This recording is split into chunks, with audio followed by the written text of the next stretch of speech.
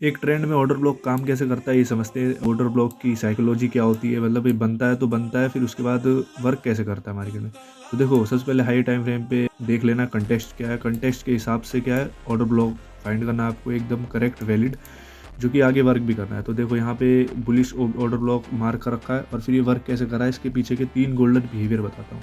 तो देखो, सबसे पहली बार जब प्राइस पे आया तो उसके बाद क्या है पार्शियल फिलिंग या फिर टच हुआ। देखो 30-40% टच हुआ, और इसके बाद क्या है क्लीन मूव दिखा। इसका मतलब क्या है हेल्दी मूव आया इसके बाद फिर उसी ट्रेंड में। फिर सेकंड बिहेवियर देखो, फिर दोबारा जब मार्केट आया तो यहाँ पे क्या है डीप फील हुआ, 50-60% ले गया मार्केट। फिर उसके बाद स्लो कैंडल्स बनी है, स्लो मूव आया। उसके बाद क्या चौपी मार्केट में रहा है। देखो कितनी रेंज क्रिएट हुई है एक तरह से, मतलब जब भी प्राइस दोबारा आता है और 50-60% डीप में इंडिकेट कर देता है ऑर्डर ब्लॉक को, तो उसके बाद एक्सपेक्ट मत करो कि ये एक स्ट्रॉन्ग मूव आ सकता है, उसी पे ट्रेंड कंटिन्यू हो सकता है। इसके बाद क्या है देखो स्लो मूव है। फिर उसके बाद तीसरा बिहेवियर समझते हैं। तीसरे बिहेवियर में क्या है क्लीन ब्रेक आया है। तो जब भी क्लीन ब्रेक आता है तो इसका मतलब क्या है ट्रेंड वीक हो चुका है, और क्या है ट्रेंड रिवर्स भी है। तो इस ब्रेक में क्या है चोच मिलना ज़रूरी है। चोच मिलने के बाद आप कंफर्म कर सकते हो कि यहाँ पे क्या है ट्रेंड शिफ्ट हो चुका है। तो इस तरह से ओबी समझते हैं, और इसी तरह से वर्क करता है ओबी।